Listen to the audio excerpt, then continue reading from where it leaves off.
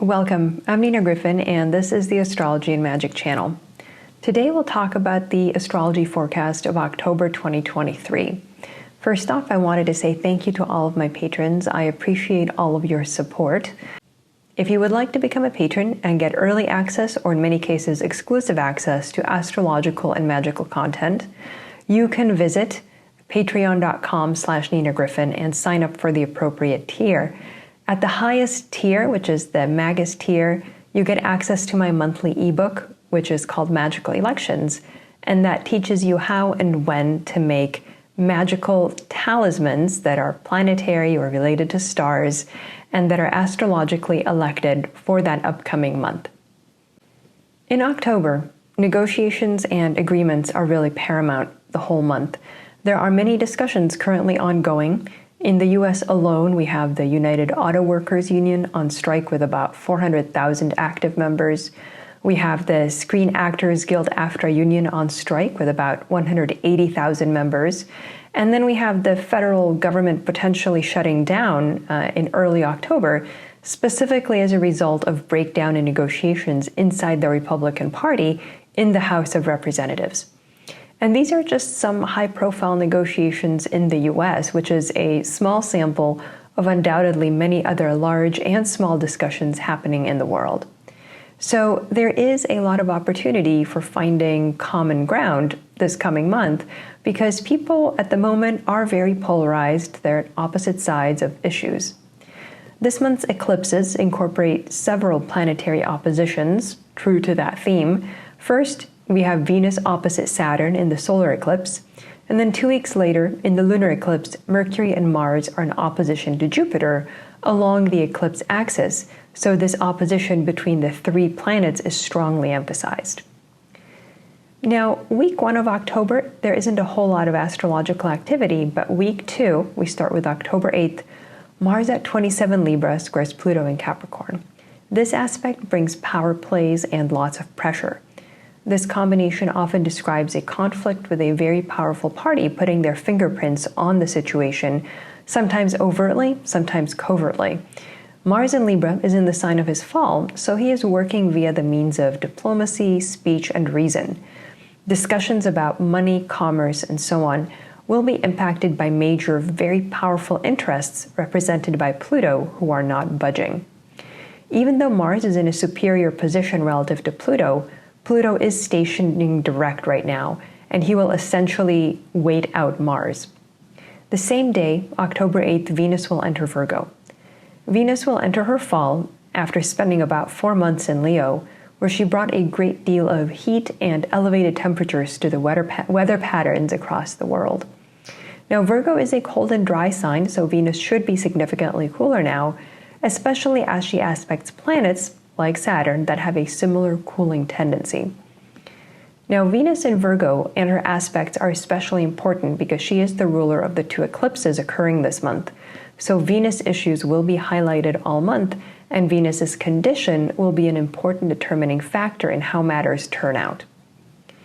October 8th, Mercury also has his morning set at 6 degrees Libra. This means that Mercury is entering the sun's beams, which is a weakening and obscuring effect for mercurial issues. So discussions, negotiations, business matters will be all behind the scenes now. Libra is a mercantile sign, so the discussions will be about money and business, but because Libra is a Venus-ruled sign, Mercury will be seeking agreement and unity on matters where people are seemingly far apart in their positions. As Mercury conjoins the Sun, there is a chance to remake agreements and reach understandings, but not without compromise and change. October 9th, Venus at 1 Virgo will oppose Saturn in Pisces. This is an affliction to Venus, as any opposition to a malefic planet would be. In addition, Venus receives Saturn into her exaltation, so it's like inviting the vampire in to exercise its influence in your house or realm. This combination of Venus and Saturn could certainly create storms, rain, and lower temperatures. It can be challenging emotionally on a personal level, and the free expression of beauty, joy, art, all the Venusian things, which are already going to be a little bit constrained by Venus's presence in Virgo, will be quashed because of Saturn's repressive influence. This would not be the best day, for example, to create or experience art, unless that art perhaps has some heavy Saturnian elements present. October 10th, Pluto will turn direct at 27 Capricorn. On a personal level, we are unlikely to feel this, but it can indicate very large businesses, nations, organizations, as well as those holding large amounts of money, getting back on track and re-engaging after a period of rethinking, passivity, all the typical pulling back that we see during retrograde periods. October 11th, Mars will enter Scorpio. Now, this is his preferred domicile.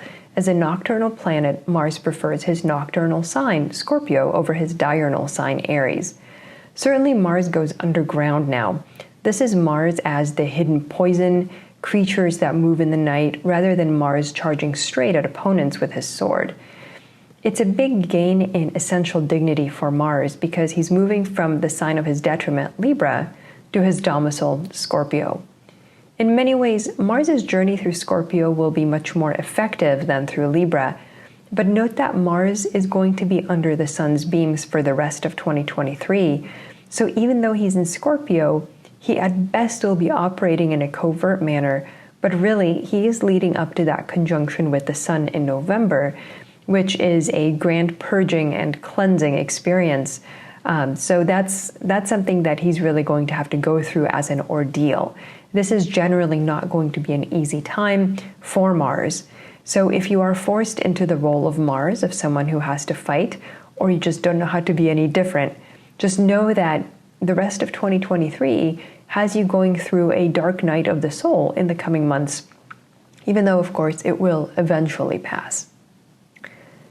October 13th, Mars at 0 degrees Scorpio will trine Saturn in Pisces. This is moderately positive for Saturn, who is strengthened slightly by a trine to Mars, while Mars is at least unharmed by that soft aspect to the other malefic.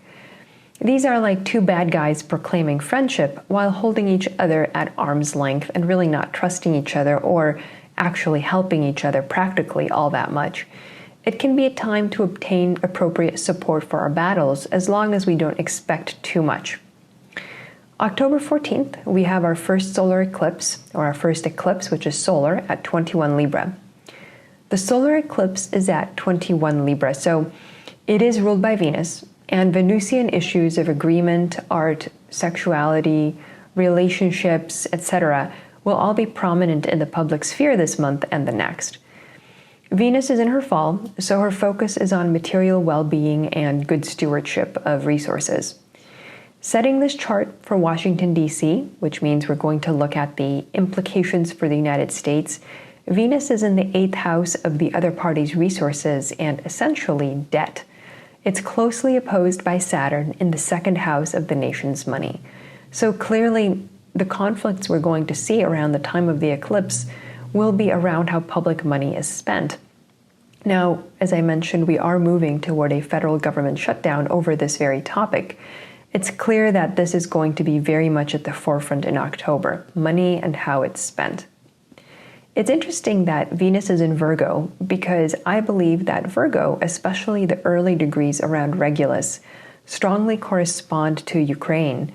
So the discussion in Congress could center around financial expenditures on the Ukraine war. Now, week 3 of October, October 18th, the Sun and Mercury will conjoin the South Node at 24 Libra.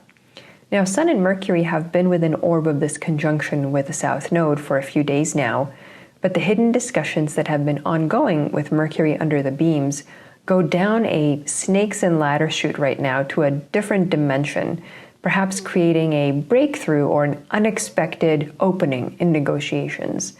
This might be one of the best opportunities to come to an agreement this month, in fact. The South Node relates to escape from the world of delusion, so we now move away from the whirlwind of opinions and desires and illusions by reducing our involvement with them. October 19th, Mercury and the Sun conjoin at 26 Libra.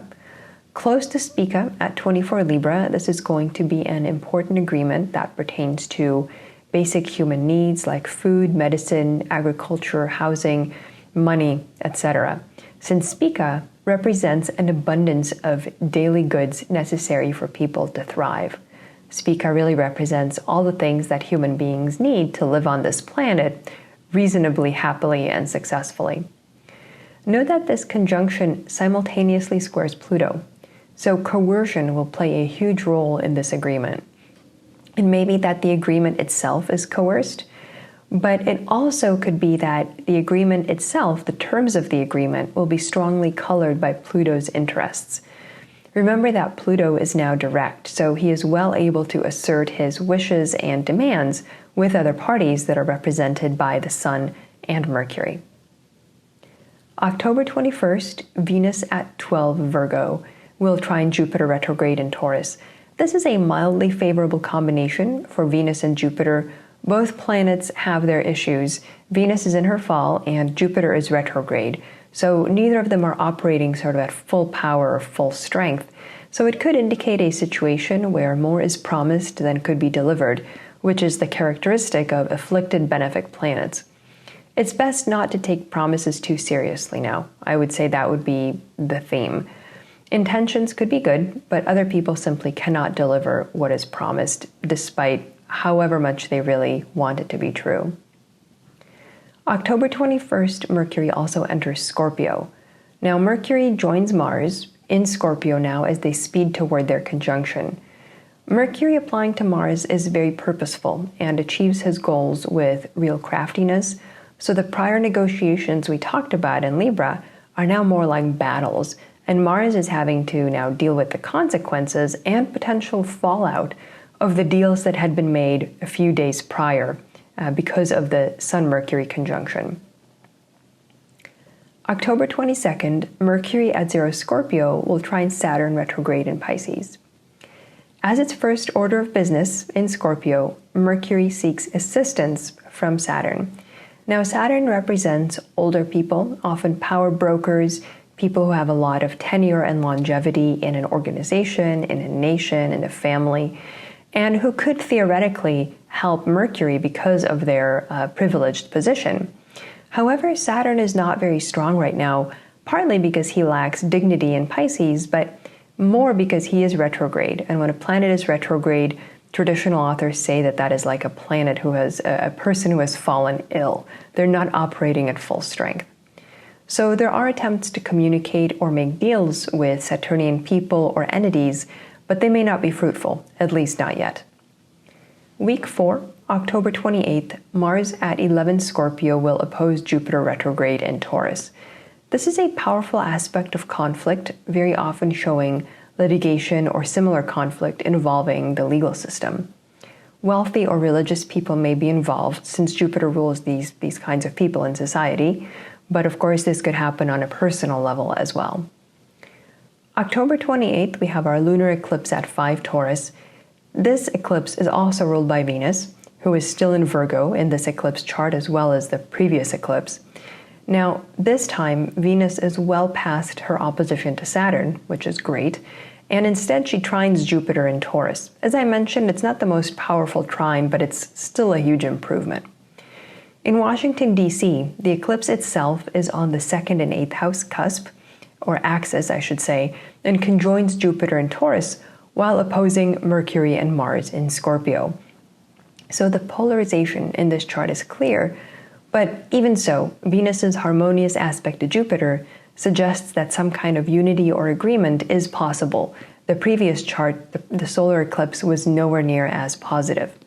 There is a ray of hope here, though I think it's unlikely that this eclipse will bring instant alignment. I think details will have to be ground through very laboriously now, so don't expect sort of the parties magically coming to agreement. October 28th, Mercury at 11 Scorpio will complete its opposition to Jupiter retrograde in Taurus. Again, this opposition is present in the eclipse and highlights that disagreements are present, so be aware of that in your personal life as well. The following day, Mercury at 11 Scorpio conjoins Mars, and the presence of Mercury with Mars suggests that the situation is fraught and potentially full of martial energies that seek to drive people apart rather than pursue that Venusian objective of unity.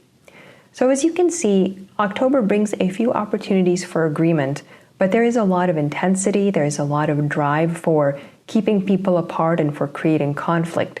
So if we are trying to reach some kind of agreement this month, we have to be aware that we just have a few good chances to do it, and we have to kind of sidestep a lot of the negative or more challenging astrological aspects that are happening at the same time or close in time. Thanks for watching. I'm Nina Gryphon, and this is the Astrology and Magic channel.